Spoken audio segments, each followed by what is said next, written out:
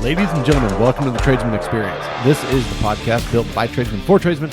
My name is Josh, and across the studio is Mr. Nate Newton. Nate, your dog loves me. How are you, sir? Dude, I hope she just farts over there the whole time. Is that what she's been doing over there? Oh, yeah. Yeah? Constant. That dog's butthole is always open. Love gas. Jeez.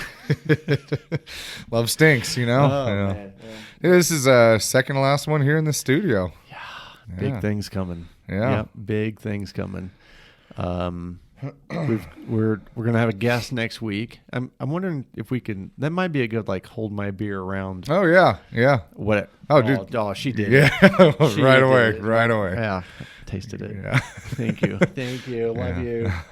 Yeah. But yeah, so we'll have a guest in. Next week. So today's, what is today? We can get this right. June 18th. Next Tuesday is going to be the last recording for us in this studio. Mm-hmm. I'm moving. Bye-bye. Bye. See you later, fucker. Yeah. So Been trying to run you out of here for years. yeah, it finally worked. So I'm relocating. I'm going to St. Louis, Missouri, and lots of changes, lots of new things coming down the pipeline that I'll get to share with everybody. New coaching stuff. The tradesman experience is not going away. Mm-hmm. It's a question I get a lot because I've been having conversations with my clients, but podcast is not going away. Tradesman experience is not going away. We're just changing the business model. Mm-hmm. And so lots of good things coming up, lots of exciting things. But around you outside of camera view, a lot of stuff is packed up in totes and boxes. And it's like a little barren in here. Yeah, I left the stuff for our backdrop, and most everything else is down. Yeah. But exciting things. So this is our next to last one. Until the few times that when I do travel back, and we'll knock them out in person. Yeah, maybe I'll even come out to St. Louis, do a little surprise episode out there. It's nothing like the grand old city of St. Louis to go visit. Yeah, just go straight to the east side. There's 3 days in October where it's nice, and 4 or 5 in maybe.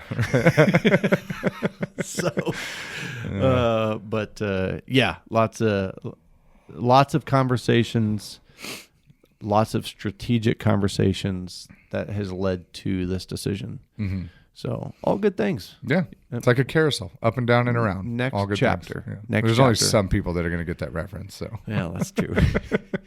What's a carousel?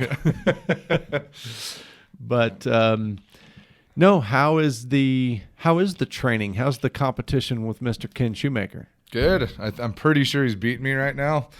I think I share with him a little more than he shares with me. But dude, the fucking Shalace, man, she is so dialed into her craft, and she's reevaluated my meal plan a couple times. And I'm not the greatest at the meal plan thing, so I'm eating meal prep, right? Mm-hmm. But it's the weights and, the times. So I'm eating a lot, eating all the clean foods. I cook all my rice with fucking bone broth, and the cool part is she's like, whatever hot sauces you want to use, whatever seasonings you want to use, that's fine. But if you start adding other sauces other than hot sauces, we need to have a conversation about that. So, but it's just, I feel great, all the time. But I'm hungry every 2 hours, which that's kind of fucking annoying. But I eat and I'm not bloated. I don't get lethargic. I have energy. The workouts have been completely different than what I'm used to. A lot of time under tension, lift down, they're all 3 sets of 12, which is unusual for me. I used to do 4 sets of 12, 10, 8, 6 and increasing weight as you go.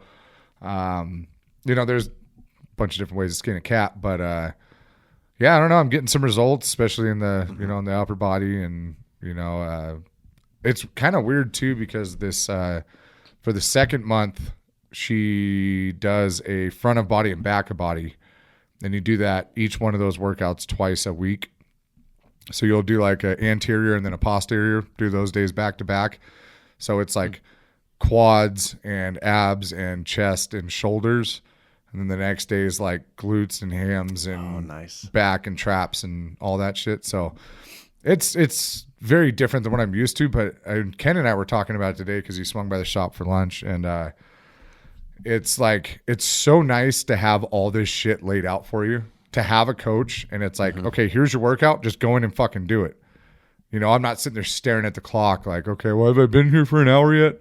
Right. You know, it's like, okay, just go in and do the work. And next thing you know, it's been an hour or whatever. And even it takes the guesswork out of the food, you know, just eat whole foods and eat clean. That's really, the amounts don't fucking matter that much, because you're going to get satiated at a certain point and you're going to stop eating. You know, if you're not eating crap that gets you to eat more and more of it, you know, like just cutting the sugar out is fucking huge.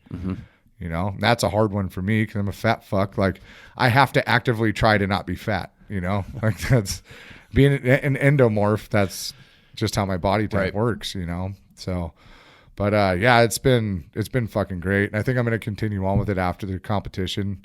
I'm not going to go, I don't want to go full blown bodybuilder, you know, but I want to stay in a rhythm, and just having the workouts and the meal plan is fucking huge, dude. And there's a level of accountability because we have check-ins every Sunday. So I got to take pictures front and back and then weigh in, and then she makes adjustments. And so, yeah, pretty jazzed. How, like, what is it like working with Shalise? She's very direct. She's like, okay, but she also like, she's like, what are your stress levels like? How are you sleeping? And she's very like, a lot of people, when you get a coach, they're like, here's what you're going to do.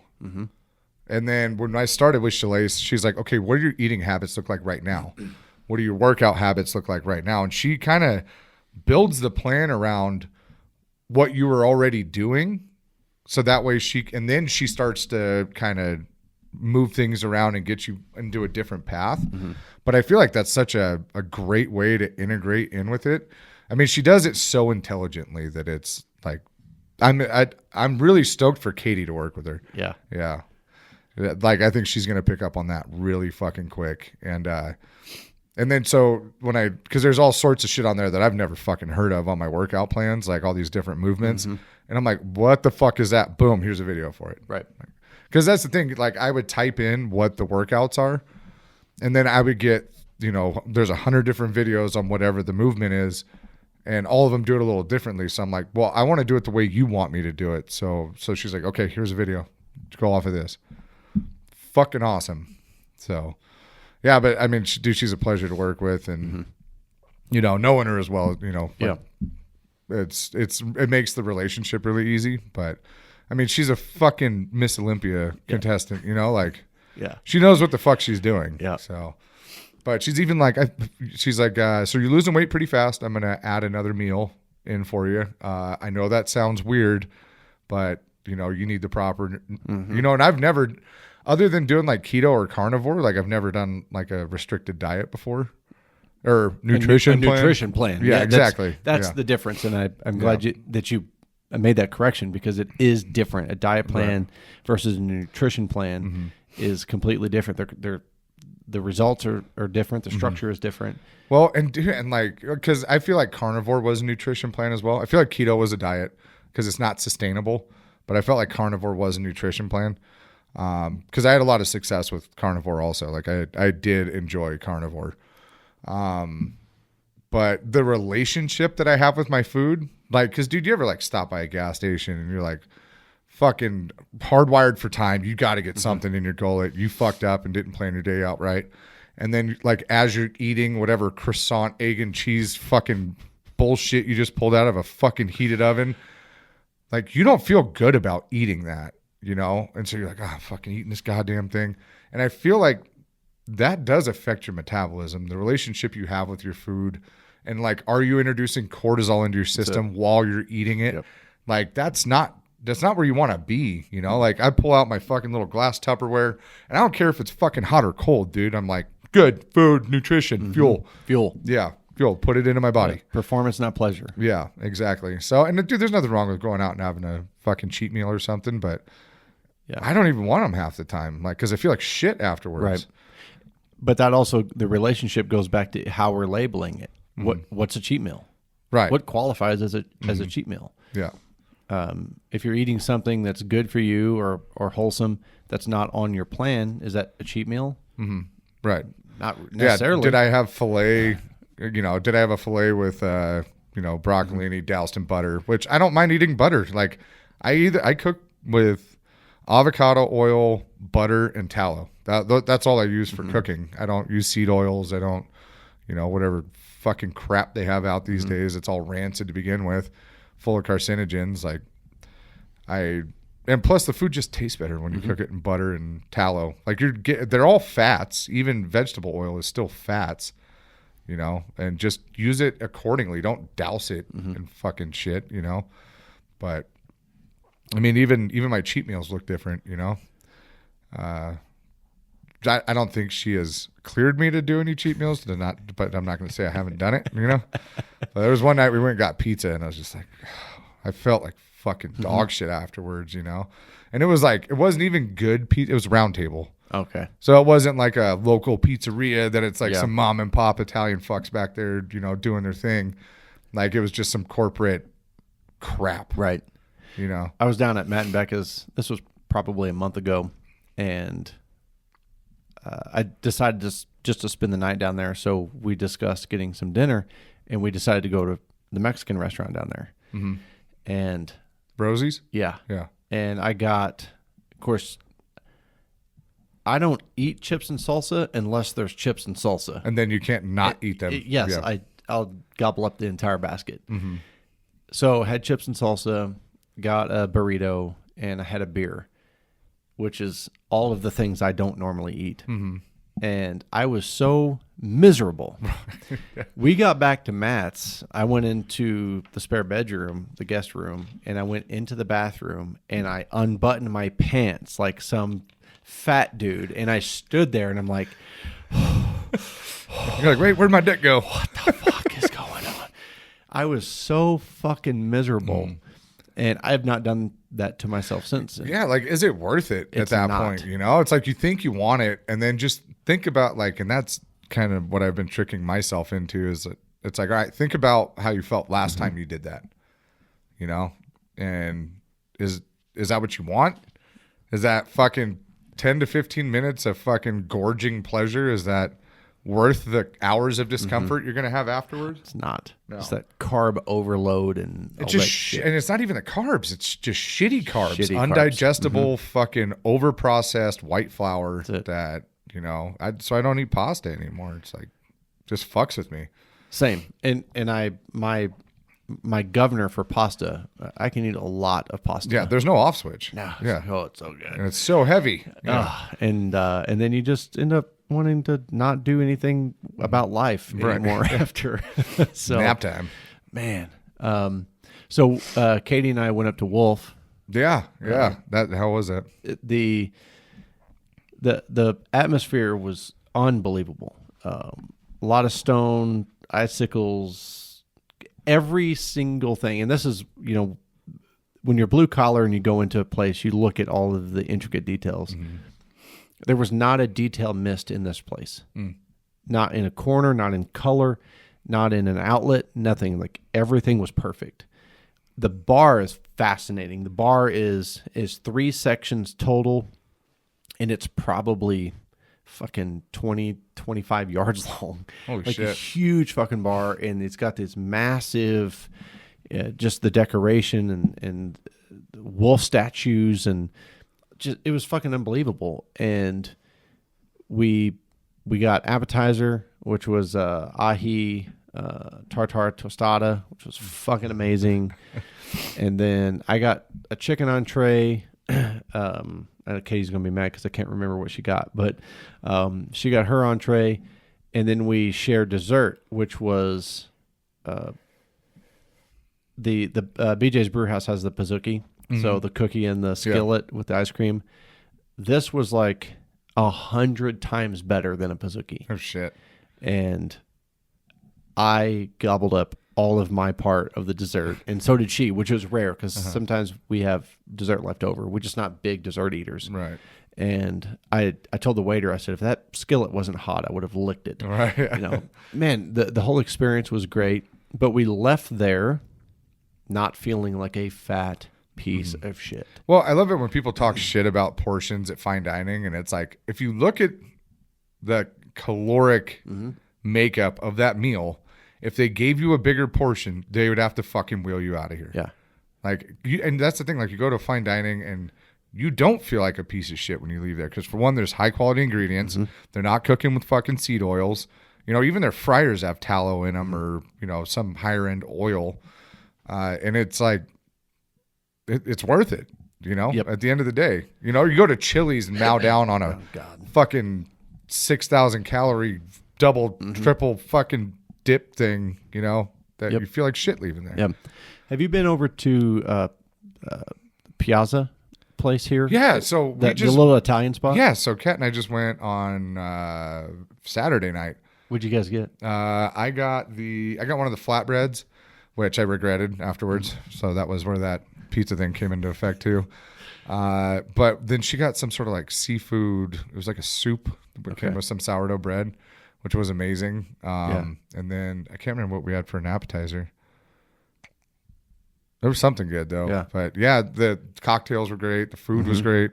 The service was fucking amazing over there.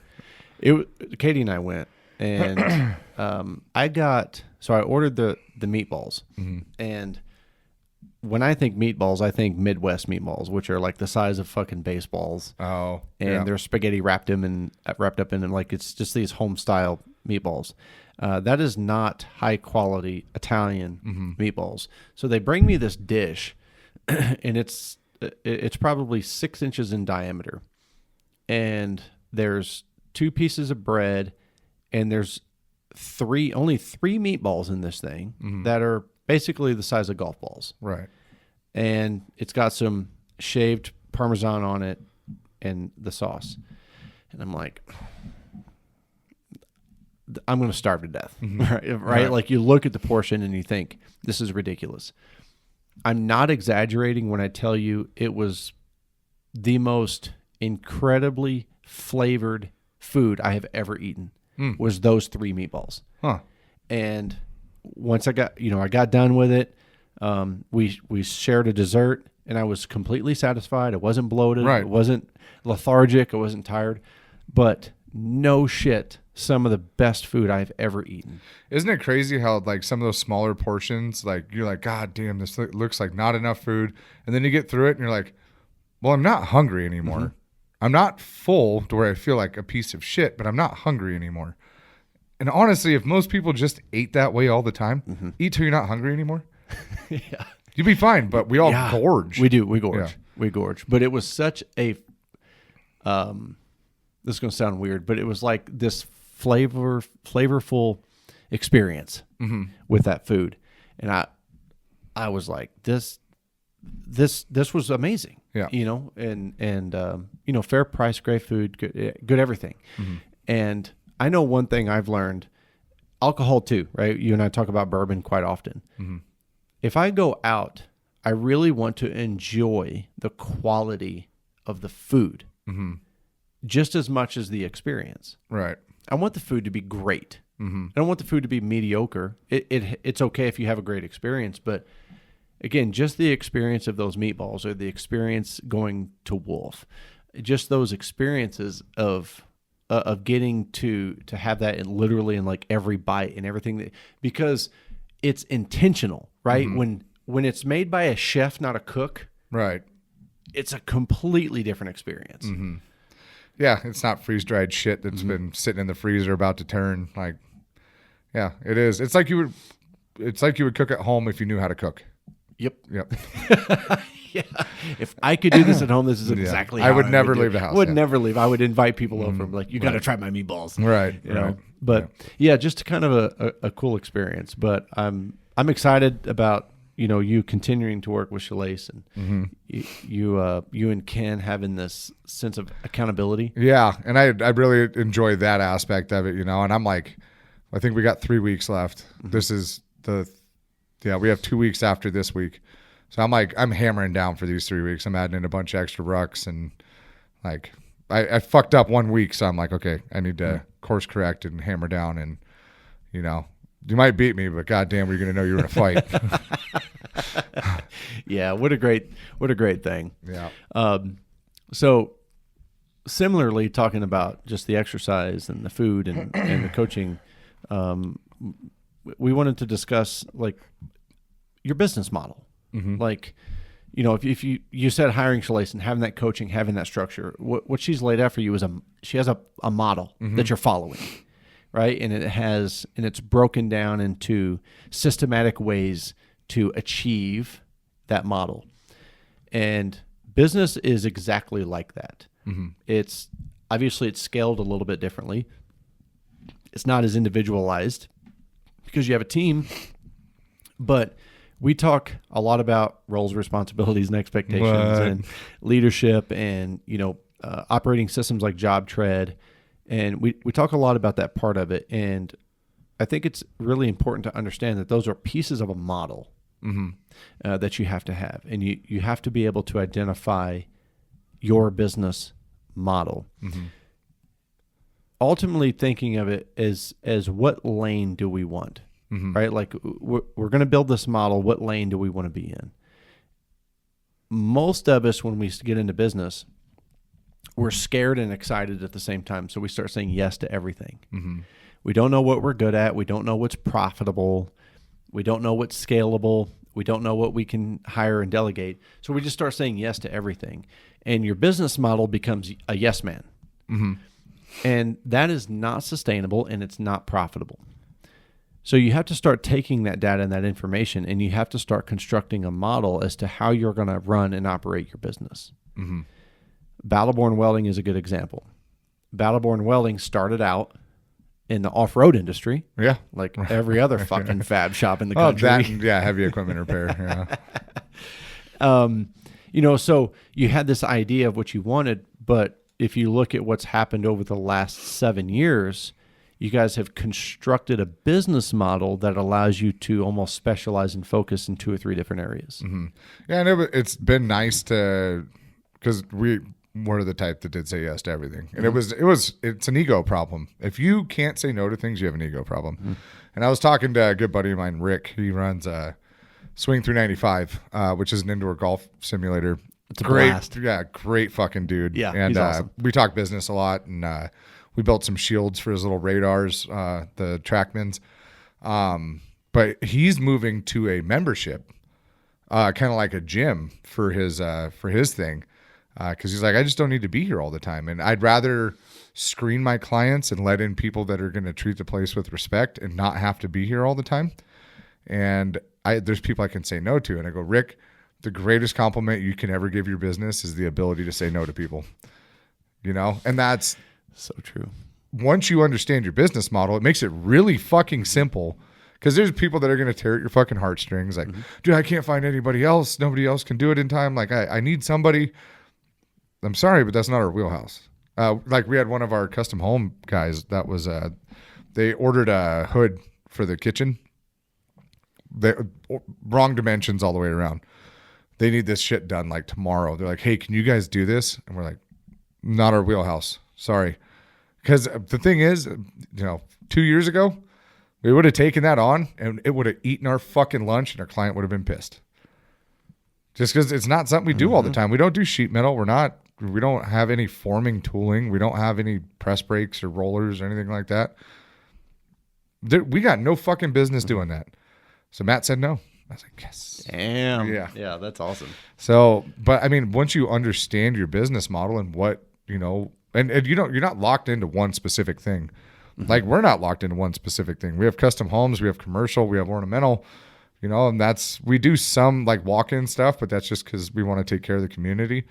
But your model, the way that you structure the operations of the company, supports that. Correct. That small percentage. That small percentage ends up being weekend work for the guys or something, or fill-in work for whatever's going on during the week. But the things that we aggressively attack, we know it goes all the way down to knowing what percentages you're marking things up for each one of those markets. Because you can fetch a different amount in different places, and the thing is, you're going to have to send out a bunch of bids and get your fucking lunch eaten on some of them in order to realize where those, when you're finding out that people are beating you by 20% on these projects, and you're like, well, how the fuck are they making any money?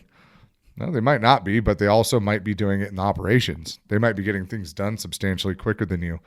And when you start looking at projects that like look at larger scale commercial as far as tilt ups and stuff like that, dude, if they're systematized and dialed with a fucking crew that knows how to get after it, they can probably get it done in 20%. They can get it done 20% faster than you can.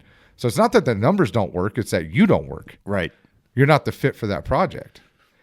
You know, and you have to kind of do a job for it was Williams Ridge for us. Mm-hmm. We got kicked in the fucking mouth because we didn't know what we were bidding on. And now we know. And it, you know, for something that I probably bid it by half of what it needed to be, you know?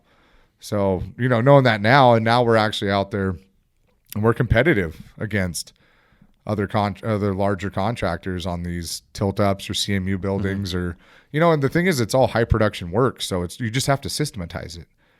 You got to figure out how to make it go fast, and you got to find the guys that will do it fast. Yep. And so you have to incentivize them. And so your business model revolves around that. And that model is, you kind of mentioned it, but if you're going to go after different markets, they just don't get priced the same. Right. And I think that's something that is easy to do by mistake, is that you categorize everything into this single profit margin, right? The single percentage. Mm-hmm. And there are some markets that I don't care what some of these other coaches say. There are some markets where that work is not available at that margin. Right. I don't care how good you are at sales or value stacking or creating the experience. Dude, you're not bidding on a fucking 100,000 square foot tilt up at a 40% margin. Right. There's no fucking way. You'll never gain that project. Mm-hmm. The only place you make up is in time. Yeah, that's it. And so understanding your market helps you structure your model. Mm-hmm. And when you look at your business as having different pieces of this model, you can operate them differently, right? Like for us, my maintenance and service guys, which even maintenance calls and service calls, ran on different margins. And then my service maintenance department ran at a different margin than my install department. And then replacements were operated at a different margin than new construction. Mm-hmm. And residential operated at a different margin than commercial. So you have to understand that you can't treat everything the same. Well, and just for the people that are, you know, maybe kind of starting out with this, understand that's a 20% swing, you know, whichever market it is, but it's common to see 20% difference, you know, going anywhere from 10 to 30%. Like that's a pretty common swing. And understanding that on the stuff that you're doing smaller profit margins on, you're going after volume. So this is a project that we know we're going to have guys on it for 2 months as opposed to 2 weeks, you know, and that's where it's kind of where we determine where our profit margins change. But, you know, you got to look at dispatching, you got to look at mobilizations. You know, it's a lot easier to keep guys on a project for 2 months. That's really simple, you know, and especially if you drop off a Connex box with everything they fucking need in it. Yeah. You got one dispatch, you know, as opposed to like custom homes where when we have a crane day, we got 2 fucking trucks and a 4-man crew that are bombing up there with all the equipment they need. And we have to do that 3 or 4 times because there's different lifts on the custom homes because they're multi-level. So you got to understand the work you're going after. And I think if you're trying to find new markets to add into your business model, for one, you need to go ask questions. You need to go find out what that work looks like, how it's going to, like, what operations look like or how things go together. Because that's where we fucked up on Williams Ridge. We didn't really know what we were doing when we walked in there. Like, we kind of had a rough idea, but when you get down to the nuts and bolts of it, it's like, fuck, there's a lot more here than we anticipated. You know, it's not just a blow and go type. It is a blow and go type thing if you know what you're doing. Right. And so you're probably going to lose money on a couple of them, but you know, you're paying for education at that point. Yeah, and tuition can get really high. Fuck yeah, it does. Well, to your point of looking at the business is back to you know, staying in your lane, which is part of saying no to these jobs, but staying in your lane. And I was having this conversation today. I said there's 2 things that you do with your lane: you widen it or smooth it. And if you go too wide without streamlining, without smoothing the lane, it gets chaotic. So you've got to make sure that you have implementation and, evaluation, growth, and make sure that you're doing that stuff on purpose. But if you are trying to smooth this lane and then you just take a fucking detour over here on a tilt up and you're like, oh, well, we've got the tools.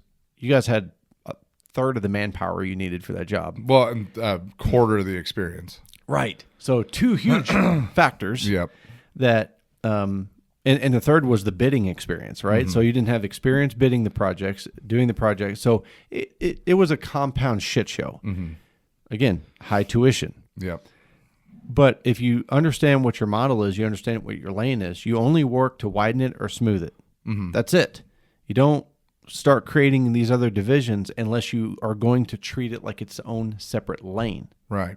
And its own separate entity. And then that's how you structure it and that's how you treat it. And you don't allow it to interfere with the operation that you have over here.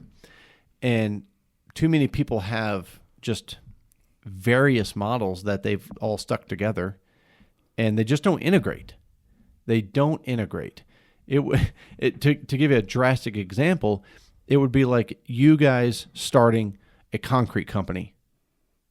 That you have the same guys, hey, we're going to pour concrete today, and then we're going to come back next week and we're going to set steel. It's like, what? Yeah. Well, it's because there's steel in the concrete. We're going to start doing rebar for concrete. No, you're not. Right. Right? Like, Don't be dumb. Don't be dumb. Yeah. But people look at opportunity and they try to force this square peg into this round hole to make it work. Matt and I literally had that conversation about doing concrete because we've had nothing but problems with concrete. It's so hard to find a good concrete person, which we brought that up, and Sonny just bid on the last 2 homes that we bid on as well. Yeah. So we'll see how that pans out. But, we talked about that. We're like, dude, this has caused so many fucking problems for us that it's like, do we need to start a concrete crew, and start, get a contractor's license for that? And then we're like, no, dude, we don't know fuck all about concrete. That's the last thing we need to. We got enough problems with the steel, Well, I think what's important about looking at that is being clear about the role that you would play. Because you can be an owner. Right. But to start a concrete business and be an operator, terrible mistake. Yeah. Terrible mistake. And there's something I want people to understand about this too. Ownership is not a role in a company. It's not. If you were to create your RREs, owner is not a role in the company. Right. I am the estimator. That's right. Owner is a responsibility. You're a shareholder. Right? You have different responsibilities and liabilities, but it's so many business owners and operators get that confused. Well, I do everything because I'm the owner. Owner is not a role in this company. It's not. Right.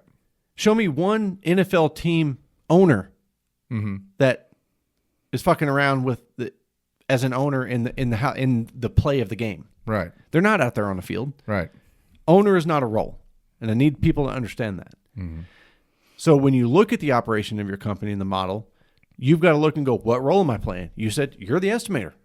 That's exactly right. Yeah. You don't operate as the owner. You operate as the estimator.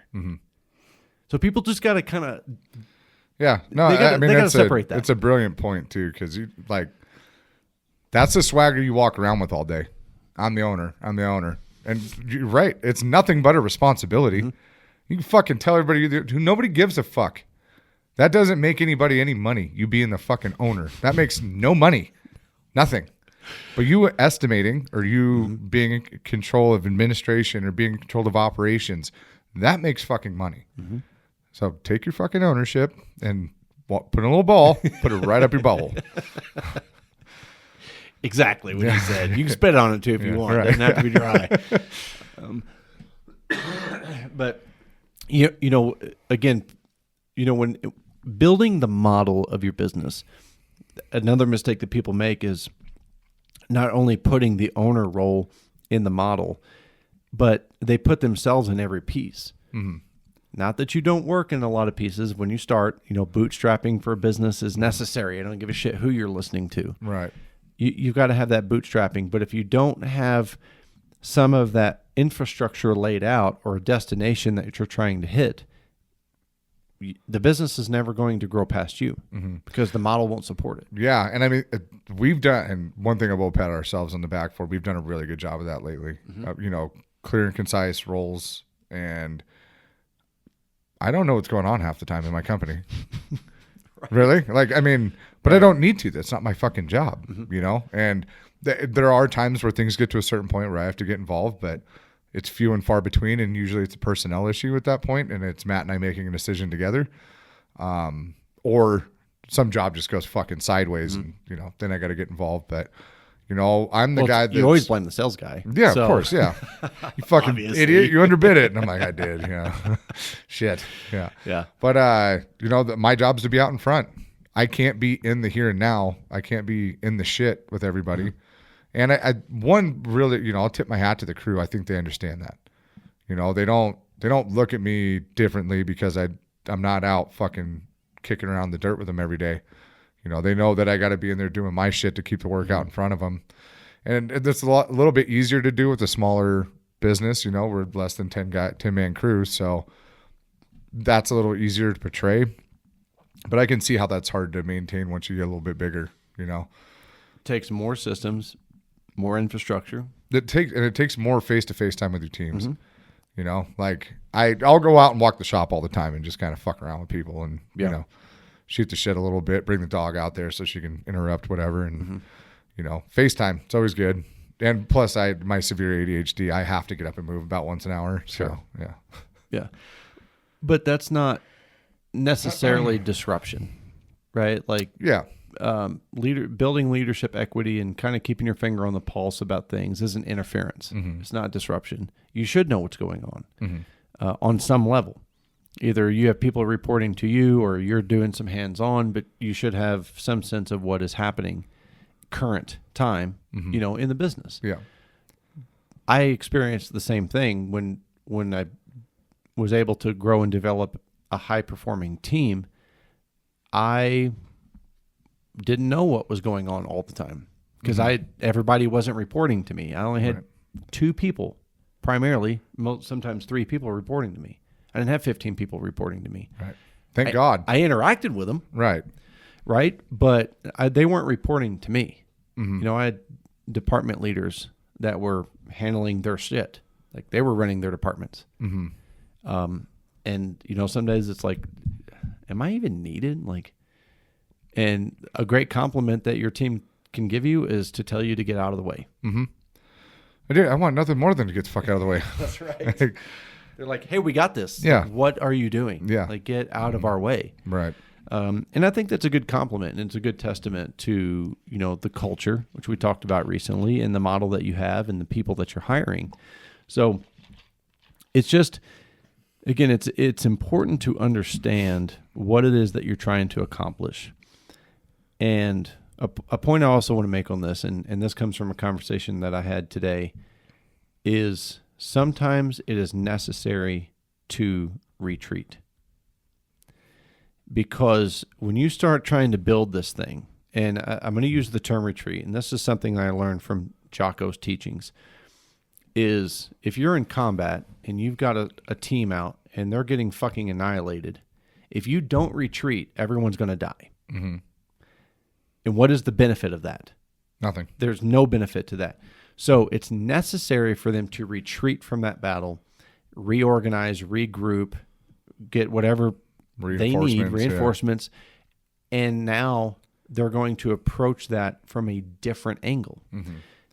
Business is necessary. It's really easy for business owners to allow their ego and their pride to continue fighting the same battle, the same direction with the same resources and losing every fucking day. And if that is your business model, if your business model is to lather, rinse, repeat, die, that's all you're going to get. Right.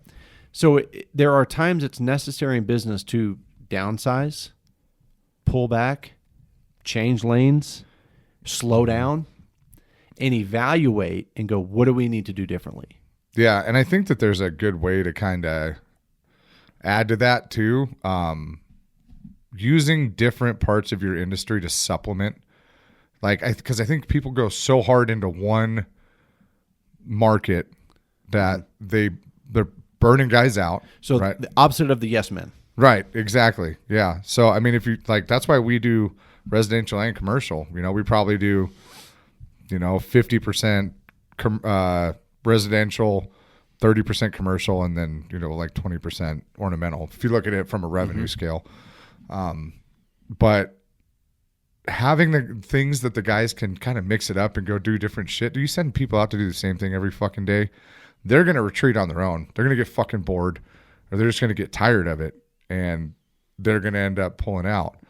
So having some diversity within your model, not only does it help you financially, because if one market starts to dip, you can kind of lean into the other market. And we've done that with public works, which I'm so fucking over public works. We're doing a job with the prison right now that I'm just never again, never again. Fuck this. I'm so tired of dealing with government employees. But having that diversity there has helped us along the way. I think public works makes up maybe 10% of what we do now. Maybe 10%. Yeah. I was going to say maybe. Yeah. But we keep our foot in the door, We'll do some smaller shit here and there just to keep our face around so people know we're still here. Well, I think you have to ask yourself, is this scalable? And if you're going to do one thing, you have to look at it and go, is it scalable? And if so, to what level? And if it's not massively scalable, that means that you're specializing. And you're not going to be very big specializing if it's not greatly scalable. But if you're going to specialize and that's your model, then you're equipped to do that thing. And you're also probably charging triple of what you do for normal shit. Right. Because you're a specialty, right? You're a specialist. You are the surgeon for that type thing. That's okay if that's your model. And if you understand going into that, this is what I'm really good at. This is what I'm going to specialize in. This is what I'm going to charge. And my scalability is maybe 1, possibly 2 more people, and that's it. Do you know that going in? Because what I see, what you're talking about, is they get wrapped up in one thing and they continue to try to scale that to a large business. And that metric just doesn't work because the market can't support it. Right.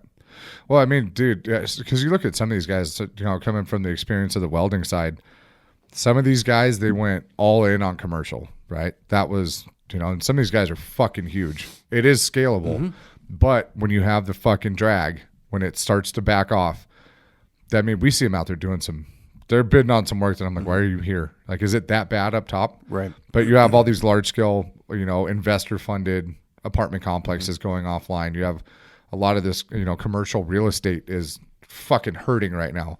And basically the only shit we're seeing right now is industrial, big warehouses and shit like that. So, but they're hurting right now because they put all their eggs into that basket, and then they scaled to that. But when the dip happens, they're fucking scrambling, and it's hard to.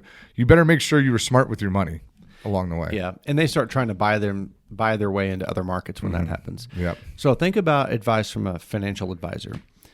Right, they're going to tell you that you need a diversified portfolio.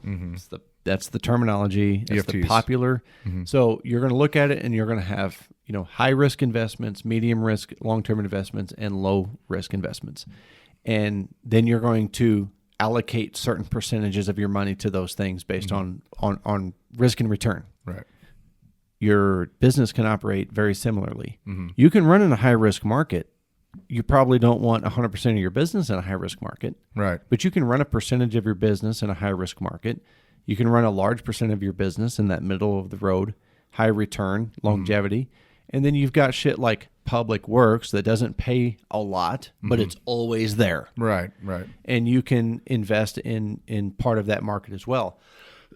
If you just have that model and you have the ability to diversify with your team and with your tools, I think it's a great way to approach the market. Yeah, I mean, especially if those if that supplementation is a lateral move. If it's kind of stuff you're already doing, but it's just on a different scale or in a different method. Right. Because if you look at our custom home stuff, it's very meticulous. It takes a lot of time, a lot of thinking, multiple lifts, elevation, shit like that. We're doing the same thing with tilt ups. We're just doing it the same fucking thing over and over and over and over and over again. And it makes it easy to kind of jump into that, but you have to figure out how to systematize that whole thing. And having guys that have the ability to turn that switch from like high detailed work to high production work, it takes a special person to do that kind of shit. Well, situational leadership, I think, is a good example of that, because you can put high detailed guys in high production if they're not in charge. That is a really good way to put that. Yep. And that's just, it's because it's personality, and they're stepping outside of their zone of genius a little bit. They can do the work great. They just don't need to be in charge because of those things. Just like putting a high production guy into a high detailed work. Like somebody that does structural steel is now building ornamental gates. Yeah. It works one direction better than it does the other, for sure. It does. Yeah. It does. Because the skill sets are so different. Right. One's complementary and the other one's complicated. But, so I don't think there's a perfect recipe for this, but it's easy to start. You can get ambitious and you can over diversify. And this is that area. That's exactly how we started. We were doing. That's right. We were doing everything. Yeah, and even not even the everything, right? Like you've got the yes man, you've got the everything, and then you peel that back one layer, and you start saying yes. You start saying no to certain things, but yes to too many things. Well, we have the tools, we have the manpower, we have the trucks, we have this, and now we can do mobile repair. Now we can do ornamental. Now we can do this, and it's like, wait a minute. What's the scalability? What's the model here? If this is what we're advertising, and we have 2 guys, this is not productive. Right.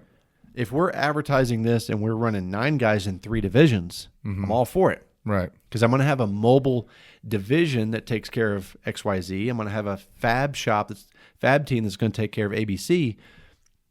So you have to have that infrastructure and you have to have that model to support it. It's easy to get overzealous about wanting to, well, I know how to do this and I have this certification. It's like, God damn it. Chasing shiny shit. And we did it. When we kicked off, we were residential and we wanted to be known as the geothermal experts. Like that was our niche market. It turned into refrigeration, which is walk-in coolers and restaurants and stuff, freezers. And then it turned into commercial, which is big rooftop units and big ground units and dehumidification systems. And then it turned into campsites where we're doing travel trailers and working on these little piece of shit units. And it got to a point where even my guys were like, why are we doing this? And the breaking point for us was the travel trailers, was the campgrounds.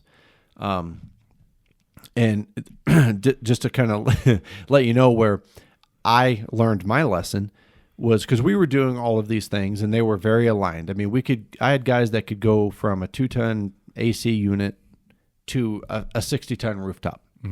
And they had the skill set and they had the tools. And then I had guys that could go do a geothermal unit and then go work on a walk-in freezer. When my business partner decided that we were going to start working on campground units because it was good for business, I'm using air quotes. It was good for his ego is what it was. Cause what do you have, a trailer in there? He had a trailer down there. Yeah. Douche. Yeah. So I said, okay, fine. We'll do it. So, when are campgrounds busy? On the weekends. Right. So now I've got guys that are getting dispatched out to drive an hour down to this campground. So they're getting pulled away from their family. And we're working on these little piece of shit units. And they're starting to complain to me. And I'm like, hey, look, like there's a long-term play here where we're trying to get, maintenance on the campground and service on the restaurants and all this kind of stuff. And I had no problem with the plan until I got called out July 4th to go down to the campground. So I get called. I'm like, motherfucker. So I drive where I was living. It was an hour and 15-minute drive. So I drive an hour and 15 minutes down there. And I'm working on this unit, and no shit, I'm up on top of this camper, and I look around, and here comes my business partner on a golf cart drunk as shit, fucking plastered out of his mind. And I was like, this is why we're down here. Right. Because you want to be the fucking hero. Right. And I got the unit running. And that week I told my team, I said, hey, I'm making an executive decision. We're not working on the campgrounds anymore. Mm-hmm. And they were ecstatic. And my partner was fucking furious. Yeah, well, fuck him. He can get in the fucking truck and go do it. You what were I told already him. there. That's what I told him. Yeah. I said, if you want to take care of the campground, you take care of it. Mm-hmm. I'm not dispatching my techs down there anymore. And he was not. And I told my guys, I said, if he tries to send you on a call, you call me and I'll take care of it. Mm-hmm. I said, we're not doing camper AC units anymore. And they were so fucking happy. So we had to adjust, right? And again, we were trying to build our brand and we wanted to be the guys that could fix anything. And we just didn't need to. Didn't need to be. That's the thing. Yeah. Yeah. I mean, it's not wasted talent at that point either. I mean, a camper unit is beneath you, and there are things that are beneath you. Once you get to a certain size, dude, there's just certain shit you don't need to be fucking doing. They could go to the camper store and buy a whole new one for like $600 or some shit. Right. And how much is it? How much are you charging to fucking dispatch out there? Right. Yeah. Right. No matter what, they were going to pay for half of a new unit. Right. Just because of the weekend rate, the diagnostic fee, and whatever bullshit fucking part if we had it. Right. So it was a shit show, but we learned that lesson and we said, no, this is the lane that we need to stay in. And that's how we equipped our guys. And I had guys that I would send to GOs. I had guys that I would send to refrigeration units. And at that time, I was doing like the big commercial stuff, like the 60-ton rooftops on surgical centers. And because I was like, I want to learn how to do this. It was something new for me. And then when I got out of the truck, I hired a guy that could do it. And it worked because it was such a small percentage of our business. The large majority of our business was residential, service and replacement. That was the big part. That was our model. We specialized in geothermal, so that was our niche market. And then these other things helped. They were probably less than 20 or 25% of our business. It was a very effective model for our area because our area wasn't like Reno. Right. We didn't have the commercial buildings that fucking Reno has. Right. You're not getting called into a casino where you're going to be there for a week. Right. Trying to find a thermostat. Yeah. So the scalability was completely different for us. And we found out what worked and what didn't. So it's just important for people to be able to step back and go, what is it that I need to be doing? What is it that I want to be doing that I shouldn't be? And how does this model create efficiency and profitability for me, the company, the team? And is it scalable at this point? And so I don't know. It's just, it's a hard thing to detach yourself from to look at, especially if you don't have the experience or someone to help you do it. Right. Yeah. And I mean, especially if you're just starting out, it's going to take you a little bit. Don't beat yourself up over you're going to do you got to go see what's out there in order to find out what you want to do. Yeah. So, be adventurous in the beginning, but if you're 5 years in, you should be dialed in, if not dialing in, I think that 5-year mark is accurate. Especially if you are growing and scaling. If you're stagnant your first 5 years, you really need to change your model. To anybody that's stagnant in your first 5 years in these industries right now, again, bad model. You don't want to be there. Yeah. I think the last point on this for owners to understand is you are the limiting factor. What you say yes and what you say no to, ultimately, you're the limiting factor. You're equipping your team with this map and with these resources to go out and accomplish these things. And if you're trying to take over the whole fucking globe, right? You're going to lose a lot of battles trying to do that. You've got to kind of narrow it down to fights that you can consistently win, and you can start to, gain that territory. Right. Yep. So, anyway, you ready to get out of here? Of course. Me too, man. Yeah. I'm fucking tired. Easy, old man. She came back over there to you. She's been farting, luckily. So. You can find Nate on Instagram at Nate Newton 87. I am on Instagram at The Tradesman Experience. Email is thetradesmanexperience@gmail.com. Website's thetradesmanexperience.com. And the YouTube channel is The Tradesman Experience. Thank you so much for spending this time with us. Get out there, get shit done. Be proud to be a tradesman. See ya.